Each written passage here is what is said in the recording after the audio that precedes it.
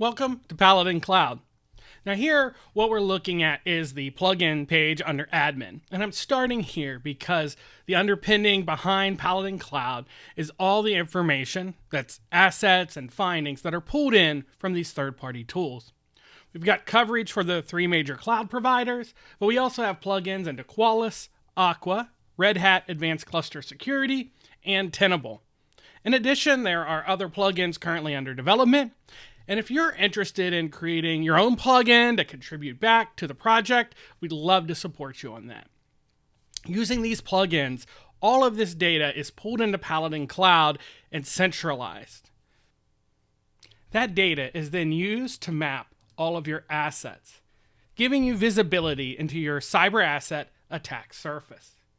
The findings from those security tools can then be correlated to these assets to give you the needed context when you're making important decisions on what to work on.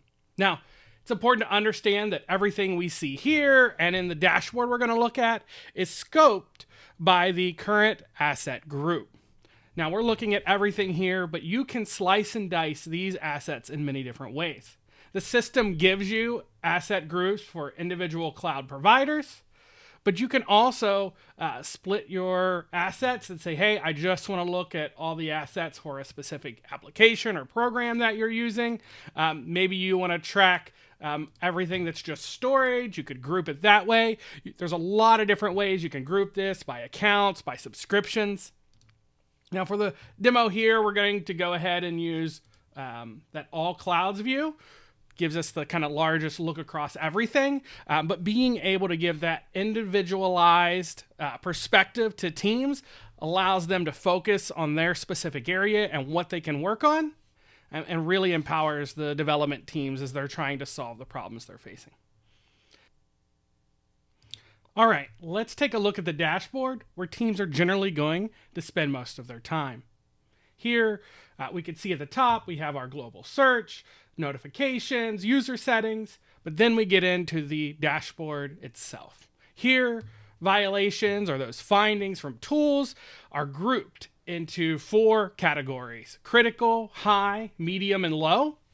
And you can also see the amount of policy types that are in violation and the total amount of assets that are impacted by that criticality. As I mentioned, the information listed here is scoped by the asset group, so we could change this to get different numbers. We'll continue to use all cloud as we look through this list. Now, these are hyperlinked, so you can click on them to dive into the violation details, in this case automatically filtered to only the critical violations. We can run through this list and begin to work on them. By clicking on a violation, we could see the details of that specific violation. Here we see the status, the severity, we see what category it is, and what asset type it impacts. Down here is other details, including a link to that specific policy. From there, you could find information and links off to documentation on how to remediate this specific violation. There's a link off to the asset that this violation is attached to. You can even request an exemption. I'm an admin right now, so I can add an exemption, but a normal user can request one that can be reviewed and approved or disregarded. And down here, we can see an audit log of this specific violation. All right, let's jump back to the dashboard.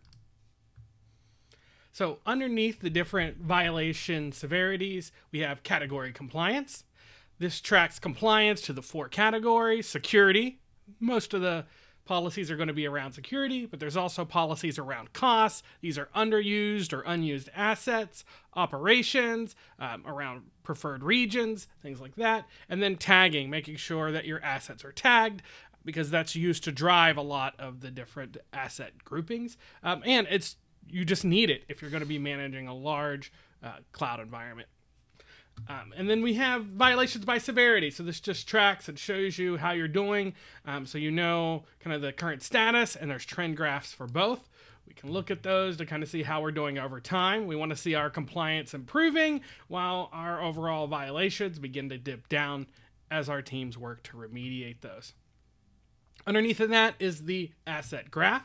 This tracks your total assets over time. This can be really useful for forecasting or detecting anomalies. In addition, there's a link to be able to view the assets. We looked at this page earlier, but this is a heat map of all your assets sorted from least to most. And you're able to tell what your assets look like. We've had organizations come in here and find out that they had a bunch of assets they didn't realize in their cloud environment. They had a whole bunch of EBS snapshots that they hadn't been cleaning out. Was costing them hundreds of thousands of dollars a year by storing these snapshots they didn't realize. Back to the dashboard. That brings us to the policy compliance overview. The policy compliance overview is a great way to focus on what really matters. Here, we can sort our violations by severity and quantity, allowing us to see the most critical violations and the most widespread. Organizations can really improve their overall compliance by focusing on those at the top of the list, because if they can find a way to remediate this at scale, they're able to solve a whole bunch of issues at once and reduce the most amount of risk with the least amount of effort. In addition to the default policies that Paladin Cloud provides for the different cloud environments, the third-party tooling policies are pulled in as well. As we look at this list here, we can see Qualys S5 vulnerabilities pulled in. As we look down here, we can see how Paladin Cloud provides additional value to the security tools that you're already using. This Enable Qualys EC2 vulnerability scan looks across all of our different compute instances, or all of our EC2 instances here, and lets us know how many of them have Qualys installed and how many don't. And organizations tend to think, hey, I'm running this across everything, but in reality, there's often many missed assets. By coming in here, an organization can find exactly which ones are missed, know which ones they need to go look at, and go remediate. Let's go ahead and dig into a specific asset to see what it looks like. Next, let's look at policies. Here, we can see an overall list of our different policies. We can see which ones have auto-fix capability and which ones are turned on. We can also go into individual policies to get more information, which will take us to documentation on how to remediate each of the different policies.